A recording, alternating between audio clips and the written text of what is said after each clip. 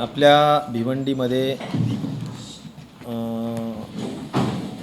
Cases वाढत आहेत, परंतु त्यापेक्षासुद्धा डेथ रेट जरा जास्त काळजीचा विषय, कारण 5.5च्या वर जवळजवळ डेथ रेट आहे आणि डबलिंग फिगर केसेस वाढत आहेत. याचा अर्थच 11 दिवसात डबल होत आहेत आकडा.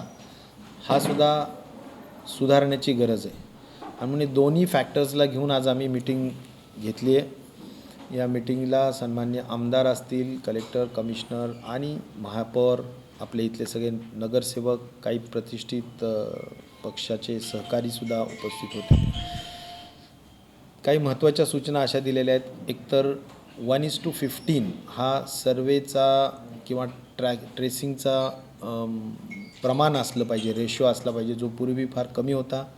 कमिशनरांनी खूप चांगलं काम करून त्याचा रेशो आता 1:15 केलेला आहे आणि त्याच्यासाठीचे त्यांचे शर्तीचे प्रयत्न चालू आहेत. इथल्या महत्त्वाची अडचण अशी आहे की टेस्टिंगसाठी मुंबईला पाठवावं लागतं आणि त्यासाठी 48 तास लागतात आणि त्यापेक्षाही कधीकधी जास्त वेळ लागू शकतो. त्यामुळे भिवंडीला प्रॉपरला टेस्टिंग लॅबॉरेटरी सुरू व्हावी अशी या ठिकाणी आम्ही निर्णय घेतलेला आहे.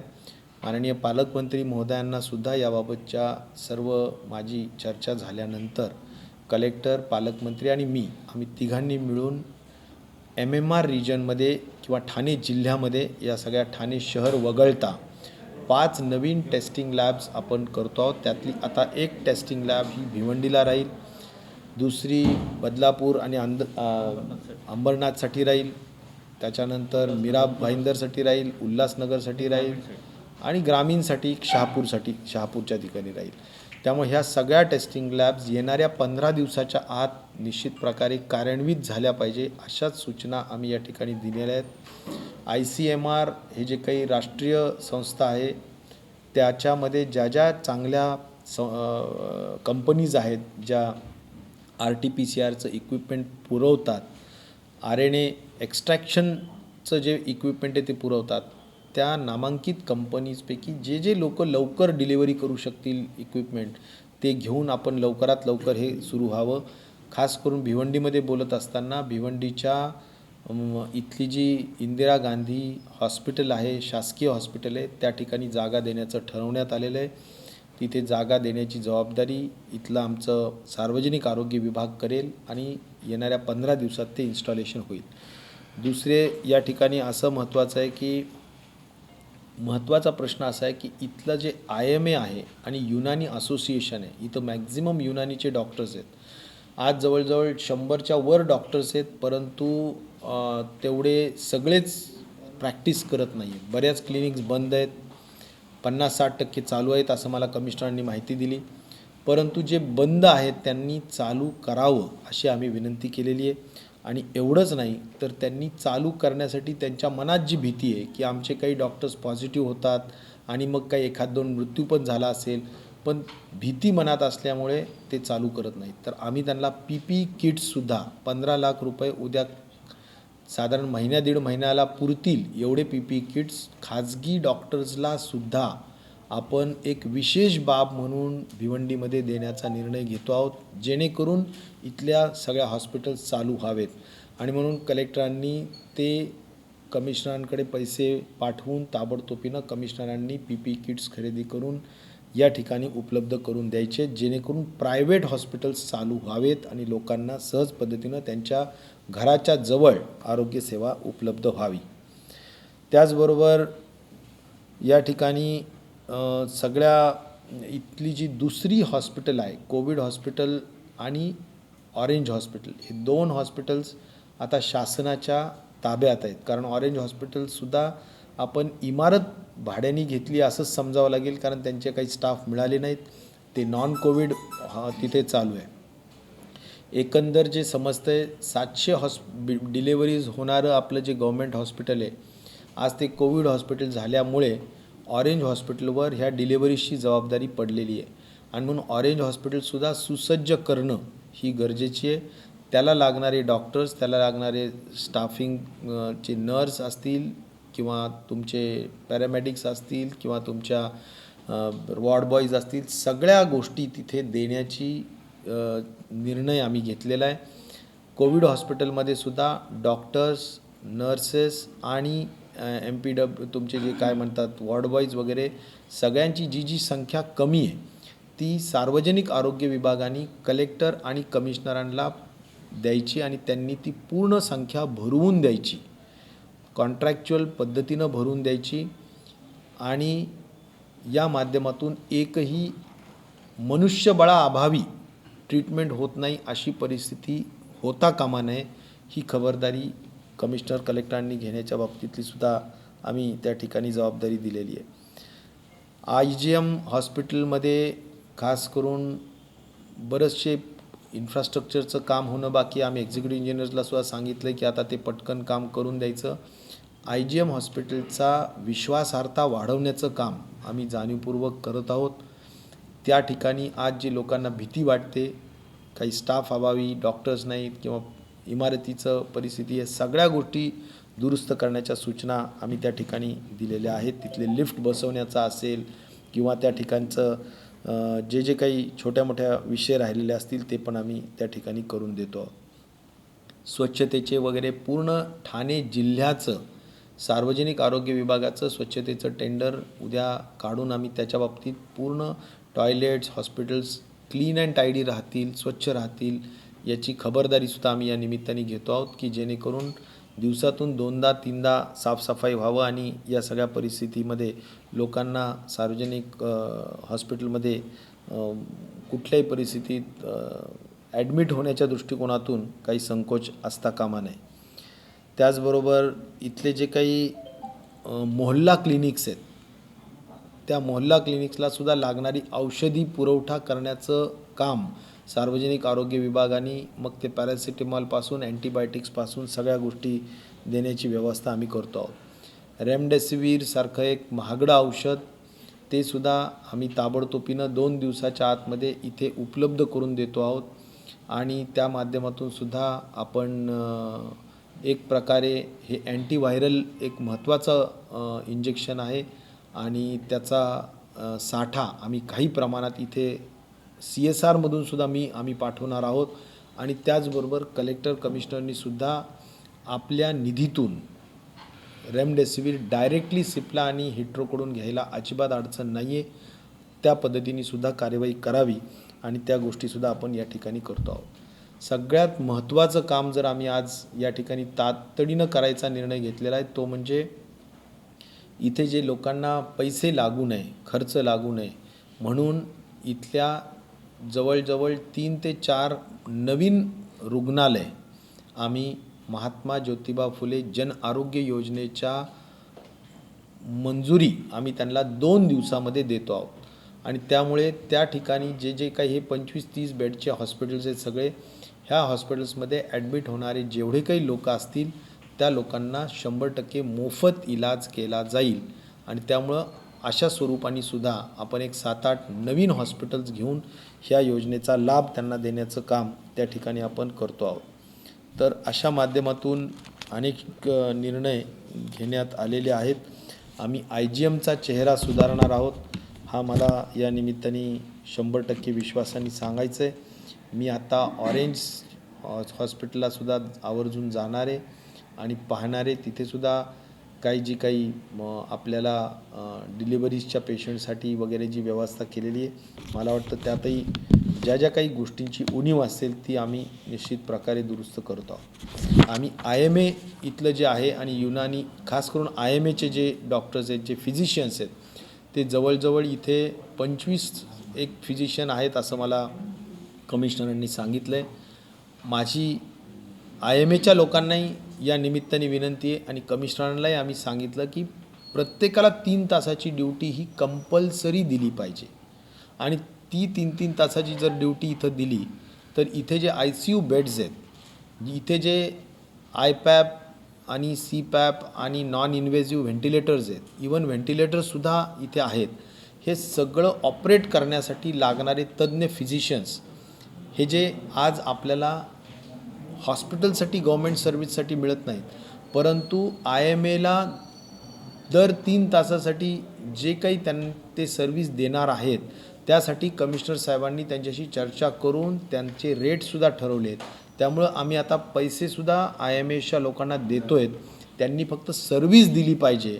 हा महत्त्वाची विनंती मी आज या निमित्ताने केली आहे आणि कमिशनरांनी ते करूनच घ्यायचं आहे आणि जेणेकरून इथल्या पेशंट्सला फिजिशियन्सची जो अतिशय मौलिक सल्ला आहे तो देण्याच्या दृष्टिकोनातूनची मदत होईल. इथले सगळे हॉस्पिटल्स जे आहेत आमचं ते 100% ऑक्सिजन मिळेल या दृष्टिकोनातून आम्ही सगळी ऑक्सिजन लाईन त्या ठिकाणी प्रत्येक हॉस्पिटलच्या बेडपर्यंत पोहोचवतो आहेत आणि सगळ्या ठिकाणी आम्ही ऑक्सिजन देण्याची व्यवस्था अतिशय चोख पद्धतीनं करतो आहोत. त्यामुळे हे महत्त्वाचा काही विषय होता जो या ठिकाणी सांगितला आहे. ॲम्ब्युलन्सेस इथे 28 उपलब्ध करून घेतलेल्या आहेत आणि मला वाटतं की आता आम्ही जो नवीन GR काढलेला आहे की ज्याच्या माध्यमातून रिक्विजिशन करता येतं, त्या सगळ्यांचा वापर करून कलेक्टरांनी किंवा कमिशनरांनी इथे रिक्विजिशन करून जरी गरज पडली तर इथून ॲम्ब्युलन्समध्ये तुमच्या ठाण्याला किंवा मुंबईला पाठवण्याची सुद्धा व्यवस्था करता येईल. त्यापेक्षा पुढे मी एवढंच सांगेल की इथला पूर्ण ठाणे जिल्ह्याचाच एक महत्त्वाचा प्रश्न आहे जो माननीय मुख्यमंत्री महोदयांनी जी काही VCवर सगळ्यांशी चर्चा केली होती त्यामध्ये सुद्धा निदर्शनास आणून दिला होता की MMR रिजनमध्ये ठाण्याच्या ग्रामीण भागामध्ये किंवा छोट्या कॉर्पोरेशन्समधून आपल्याला ठाण्याला जर जायचं असेल आणि तिथं ॲडमिट करून घ्यायचं असेल तर ॲडमिट करून घेतलं जात नाही. मला वाटतं की ही गोष्ट चुकीची आहे. ती माझ्या आज बदलापूरला किंवा आता भिवंडीला आणि सर्व दूरच म्हणजे माझं म्हणणं आहे की प्रत्येक कॉर्पोरेशनमध्ये उल्हासनगरचे लोकांना जर काही अतिदक्षता कक्षात ॲडमिट व्हायचं असेल त्यांच्याजवळ जर बेड्स नसतील तर ठाण्याच्या हॉस्पिटलमध्ये ते ॲडमिट करून घेतलं पाहिजे. तर मला वाटतं की हा सर्वदूर सगळ्यांचा सूर आहे. मी याबाबत पालकमंत्री महोदयांशी सुद्धा चर्चा करेल आणि कलेक्टरांना सुद्धा मी सूचना दिलेल्या आहेत. आपल्याला सगळ्यांनाच MMR रिजनमध्ये कुणी कुठं ज्याला जसं ॲडमिशन घ्यायचं असेल फर्स्ट कम फर्स्टला ॲडमिशन दिलं पाहिजे अशा स्वरूपानेच आपल्याला एक धोरण करावं लागेल. मी माननीय मुख्यमंत्र्यांचे हे कानावर घालतो आहे कारण यामुळे तुम्हाला आरोग्यसेवा वेळेत न मिळाल्यामुळे जर काही रुग्ण दगावणार असतील तर यापेक्षा दुसरी शोकांतिका असू शकत नाही, दुसरं दुर्दैव असू शकत नाही. त्यामुळे एरिया वाईज वाटप करून घेणं हा विषय बिलकुल नसतो. महाराष्ट्र हे आपलं एकमेव असं एकत्र राज्य आहे आणि त्यामुळे अशा पद्धतीचा तो जो काही भेदभाव आहे तो काही मला वाटतं योग्य नाही होणार आणि त्यामुळे आपण सर्वांशी चर्चा करून हा प्रश्न एकदा सोडवूया. म्हणजे ठाण्यामध्ये सुद्धा जे हजार बेड्सचे हॉस्पिटल्स तयार आहेत जिथे 300-400 ऑक्सिजनचे बेड्ससुद्धा आहेत त्याचाही उपयोग आज होऊ शकेल कारण ते अर्धवट म्हणजे कॅपॅसिटीमध्येच त्या ठिकाणी ते काम करतायत. पण मला असं वाटतं की या सगळ्याच गोष्टी ज्या काही वाटत होत्या त्या लक्षात आलेल्या आहेत आणि त्या दुरुस्त करण्याच्या दृष्टिकोनातून आम्ही प्रयत्न करतो. सर, शहर आणि ग्रामीण भागामध्ये डॉक्टर जे काम करतात, ग्रामीण शहराचा मात्र शहरापेक्षा ग्रामीण भागाचे जे डॉक्टर आहेत त्यांना कुठेतरी वेतन आणि मानधन कमी आहे. 50%चा त्यामध्ये कमतरता आहे. कोणत्या ह्याच्यातले म्हणजे ग्रामीण म्हणजे भिवंडी म्हणजे गव्हर्नमेंटमध्ये काम करणारे का? हो. NHMमध्ये जर काम करणारे लोक असतील तर आता इथे जर का NHMचे काम करणाऱ्या लोकांचा आणि इथे काम करणारे लोक जर असतील तर आम्ही त्यांना डिफरन्स कोविड हॉस्पिटलच्या दृष्टिकोनातून जाणीवपूर्वक देण्याचं मान्य केलेलं आहे आणि ते आपण देतो आहोत. पण ठीक आहे, ग्रामीणमध्ये नसतील तेवढं डिफरन्स म्हणजे तो जो हे राहील गॅप तर तो आज काही अशी काही चढाओढीने त्यांना इकडे जास्त दिला म्हणून तिकडे आज गरजेप्रमाणे मला वाटतं आपल्याला काम करून घ्यायचं आहे आणि मला वाटतं त्या दृष्टिकोनातून काही जास्तीची निधी आपण या ठिकाणी देतो. मागच्या जे काळामध्ये जे मृत्यू पावलेले लोक आहेत त्यामुळे भिवंडी शहरातले काही नागरिक खूप घाबरलेले आहेत. ते डॉक्टरकडे जायला पण घाबरतात आणि इव्हन IGMचं नाव आला तर तिथे गेल्यावरती पेशंट मरतो असा एक रूमर आहे. तर तो एक विश्वास जो अवेअरनेस आला पाहिजे तो एक तो विश्वास आता गेलेला आहे. मला असं वाटतं की IGMच्या बाबतीतला जे चित्र निर्माण केलं आहे ते तुम्ही सगळ्या माध्यमांनी सुद्धा पुसून काढण्याचं काम करा. आम्ही सुद्धा त्याला योग्य नेतृत्व देऊ त्याला पूर्ण दुरुस्त करू आणि सगळ्या पद्धतीनं चांगल्या परिस्थितीत ठेवू. ज्या ठिकाणी 700 महिला प्रसूत होतात, डिलिव्हरी होतात, त्या ठिकाणी ठीक आहे, काही जर का उणिवा असतील तर त्या आपण दुरुस्त करू, जे लॅकुनाज असतील त्या आपण दुरुस्त करू. परंतु मला असं म्हणायचं की त्याच्याबद्दलची भीती बाळगू नये आणि भिवंडीकरांना मी आवर्जून सांगेल की घरात राहून चालणार नाही. आपल्याला जे काही आजार असतील ते पटकन सांगितलं पाहिजे, डॉक्टर उपचार करतील आणि तुम्हाला दुरुस्त करतील. पण तुम्ही घरातच राहिले आणि लास्ट मिनटाला जर दवाखान्यात आले तर त्यावेळी उशीर झालेला असतो आणि डॉक्टरच्याही केस हाताच्या बाहेर गेलेली असते. त्यामुळे आपण अर्ली डिटेक्शन करणं म्हणजेच लवकर निदान होणं हे या कोरोनाच्या पार्श्वभूमीवर फार महत्त्वाचं आहे. म्हणून माझं सर्वांना आव्हान राहील की आपण आपल्याला होत असलेला त्रास लवकर किंवा होत आलेले लक्षणं तुम्ही लवकर डॉक्टरच्या निदर्शनास आणून देऊन उपचार करून घ्यावा, असं सुद्धा मी विनंती या निमित्ताने करतो. आमदार साहेब पूर्वचे आमदार साहेबांनी एक काल प्रेस कॉन्फरन्स घेऊन सांगितलं होतं की प्रत्येक घरी जाऊन एक कोविड टेस्टिंग करणार आहोत आम्ही. ते कधी पण सुरू करणार असेल मला असं वाटतं की आता जनरल 1:15 जर आपण कॉन्टॅक्ट ट्रेसिंग करतो आहोत, ओव्हरऑल सर्व्हिलन्स वाढवलेलं आहे, तर कमिशनर साहेब छोटंसं शहर आहे, काही फार मोठंही शहर नाही, त्यामुळं घरोघर टेस्टिंग आपण करणारच. त्यामुळे ते कमिशनर साहेबसुद्धा करतील आणि मला वाटतं इन जनरल जी संख्या आहे ते लक्षात घेऊन आपल्याला करावं लागेल. ह्यात एकच सूचना राहील की कोमॉर्बिडिटी असलेले म्हणजेच इतर आजार असलेले सुद्धा जे लोक आहेत आणि जे सिनियर लोक आहेत त्यांनी लवकर अलगीकरण कक्षामध्ये राहिलं पाहिजे. आम्ही ही पण सूचना दिली आहे की अलगीकरण कक्षामध्ये आपण आज फक्त 200 का 300 लोक आहेत. किती आहेत आता? 270. तर ती फार कमी संख्या आहे आणि या साधारण 1,500 ते 2,000 लोकांना पुरेल एवढं अलगीकरण कक्ष निर्माण केला पाहिजे आणि त्या पद्धतीनं याची कॅपॅसिटी वाढवण्याच्या सूचनासुद्धा कमिशनर साहेबांना दिलेल्या आहेत. तेही त्याच्यामध्ये ताबडतोबीनं अलगीकरण कक्षाची कॅपॅसिटी वाढवत आहेत, जेणेकरून आपल्याला जेवढ्या लोकांना अलगीकरण कक्षात ठेवणं गरजेचं आहे. कारण इथे हँडलूमचे लोक आहेत, गरीब लोक पण खूप आहेत, मोलमजुरी करणारे लोक खूप आहेत. अशा लोकांना होम क्वारंटाईन करून चालणार नाही, त्यांना इन्स्टिट्यूशनल क्वारंटाईन करणं गरजेचं आहे, संस्थात्मक अलगीकरण करणं गरजेचं आहे. ते करण्याच्या सूचनासुद्धा दिलेल्या आहेत. आम्हाला मालेगावचा इतिहास आणि यश आम्हाला माहिती आहे कशाने मिळालं, त्याच धर्तीवर इथे सुद्धा आपण काम करूया. इथं पल्स ऑक्सिमीटर जरा जास्तीत जास्त वापर करा. इथे मला असं वाटतं चेस्ट एक्सरे काढण्याचं सुद्धा आपण क्रिस्ना डायग्नॉस्टिक्स वगैरेंना तुम्ही जर का काम सांगितलं तर त्यांना द्या. कारण मी इथे क्रिस्ना डायग्नॉस्टिक्सला आपण अख्ख्या राज्याचं काम चेस्ट एक्सरे काढण्याचं दिलेलं आहे. तर आपण IGMला सुद्धा इथे जे चेस्ट एक्सरे काढणारे लोक असतील तर रिअल टाईममध्ये त्यांना ते एक्सरे जातो आणि तिथे टेलिरेडिओलॉजीच्या माध्यमातून ज्यांना न्यूमोनिया असेल, पॅचेस असतील, त्यांनी पटकन ॲडमिट झालं पाहिजे आणि उपचार घेतला पाहिजे. अशा पद्धतीच्या सुद्धा आपले जे लोक सूचना करत असतात. त्यामुळे मला वाटतं की या भिवंडी शहरासाठी टेलिरेडिओलॉजीचा वापर करूया. यासाठी आपण जे काही अँटीजन टेस्ट्स आहेत त्याचा वापर करूया. इथले जे हेल्थ वर्कर्स, नर्सेस मोठ्या पद्धतीनं बाधित झालेले त्यांच्यासाठी सुद्धा आपण अँटीबॉडी टेस्टिंगचा वापर करूया. ह्या सगळ्या गोष्टींचा वापर इथे करायचा आहे म्हणजे करायचा आहे आणि मला वाटतं की याच्यामध्ये प्रशासन अत्यंत ॲग्रेसिव्हली काम करेल. कमिशनर साहेबांनी मालेगावमध्ये सुद्धा उत्तम काम केलं होतं, ते इथे सुद्धा अधिक चांगलं काम करतील. कलेक्टर साहेब खूप पॉझिटिव्ह आहेत, सगळ्या गोष्टींना घेऊन काम करतायत. कोणतीही गोष्ट ते नाही म्हणण्याचं काही कारण नाही, असं एक पॉझिटिव्ह दृष्टिकोनाने ते काम बघतायत आणि नियम आणि सगळ्या गोष्टी जरी असतील त्यात बसवून हे सगळं काम करण्याचा प्रयत्न करतायत.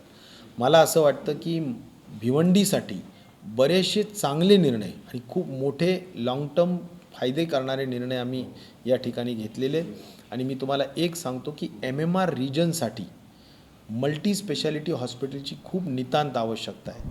हे आज नाही तरीसुद्धा माझा विभाग, आरोग्य विभाग म्हणून ठाणे हे जे काही छोट्या छोट्या सगळ्या नगरपालिका आहे, महानगरपालिका आहेत, या सगळ्यांसाठी इथे एक मोठं मल्टी स्पेशालिटी हॉस्पिटल्स तयार झालं पाहिजे.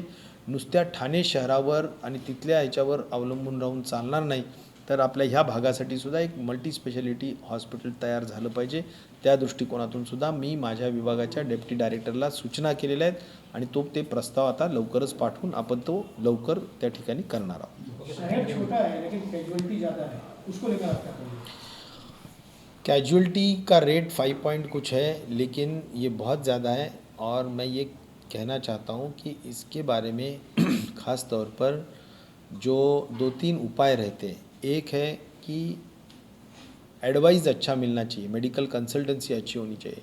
तो यहाँ पर एक IMA का लोकल टास्क फोर्स रहना चाहिए जिन्होंने रेगुलर सर्विस देनी चाहिए. तो वो अभी 20-21 टास्क फोर्स पण आहे, परंतु फिजिशियन्स जे आहेत इथले ते फिजिशियन्स खास करून इथे 3-3 तासाची सर्विस दिल्यामुळे इथे बऱ्यापैकी राईट ॲडवाईस मिळेल. त्यानंतर काय असतो दुसरा महत्त्वाचा भाग की ट्रीटमेंट प्रोटोकॉल फॉलो झाला पाहिजे. तर मग ते रेमडेसिवीर असेल, फ्लॅविपिरावीर असेल, टॉसिलोझुमाब असेल, हे जे काय आहेत ह्याची उपलब्धता हा सुद्धा एक महत्त्वाचा भाग असतो. तो पण आपण त्या ठिकाणी करू. आणि त्याचबरोबर सगळ्यात महत्त्वाचा विषय असतो तो म्हणजे आता इथे टेली ICU ही जी एक आधुनिक म्हणजे पद्धत आहे की ज्याच्यात जर आपल्याला एखाद्या भागात फिजिशियन्स नसतील, सल्ला पाहिजे असेल, तर कितीही दूर बसलेला डॉक्टर हा आपल्याला टेली ICUवर प्रत्येक पेशंटचा डेटा बघून, कारण सगळं CCTVच्या माध्यमातून सगळा डेटा तिथं जातो आणि ते ॲडवाईस देऊ शकतात. त्यामुळं भिवंडीला आपण सगळ्या गोष्टी देतो आहे. टेली ICU देतो आहे.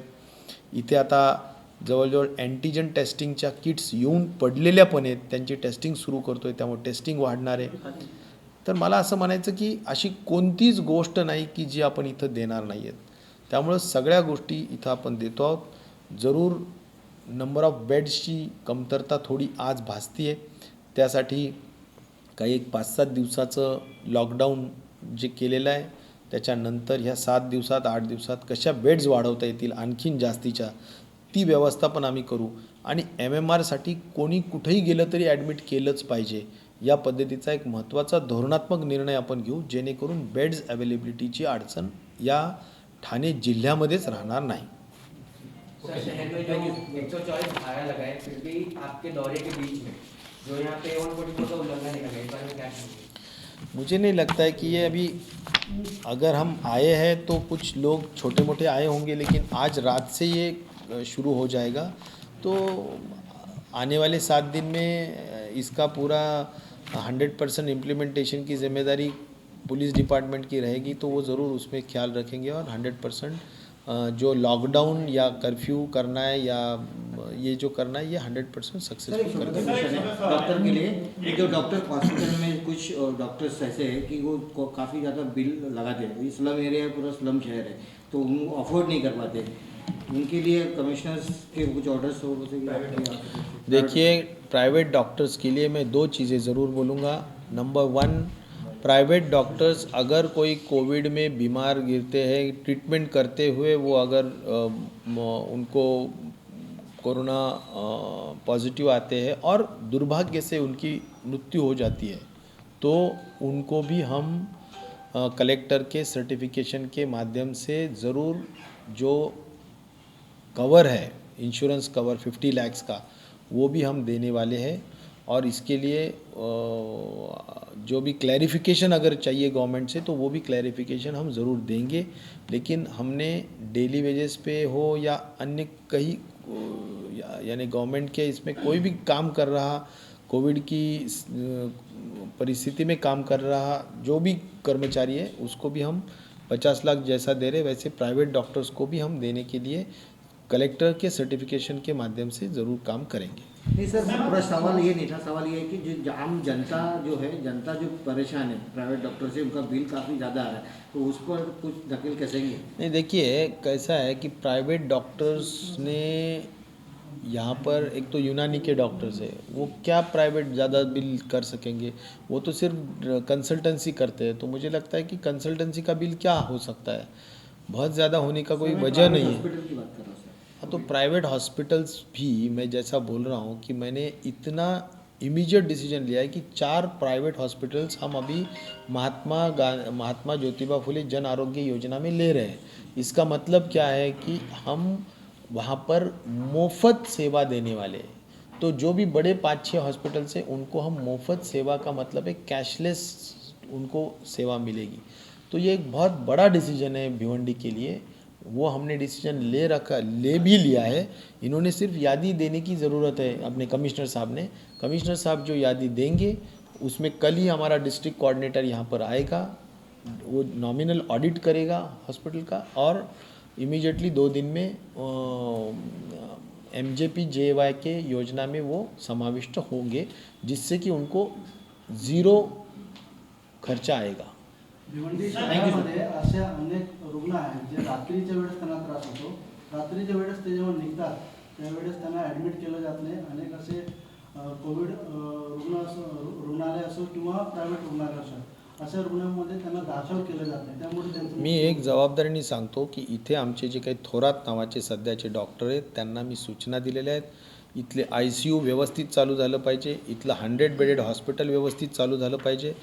एकही जागा जर अशी जागा उपलब्ध आहे आणि कुणाला नाही म्हणायचं काही कारण राहिलं नाही पाहिजे आणि त्यामुळे इथे लागणारी सगळी मनुष्यबळ डॉक्टर्स आणि पॅरामेडिकल स्टाफ हे सगळे दिल्यानंतर मला वाटत नाही अडचणीचा काही भाग आहे। कलेक्टर कमिशनरनी पटपट जागा भराव्यात। एवढा जर जागा भरल्या तर मला वाटत नाही की सार्वजनिक आरोग्याच्या विभागाला सुद्धा सगळ्या पेशंट्सला भरती करायला अडचण काही येऊ शकण्याचं काही कारण राहील। सर, इंदिरा गांधीमध्ये कॉन्ट्रॅक्टमध्ये साफसफाई कर्मचारी जे आहेत त्यांचे पेमेंट सुद्धा होत नाही असे त्यांचे सांगणं असतं आणि रोजचे ते बरोबर आहे, complaint पण केलेली आहे किती वेळेस.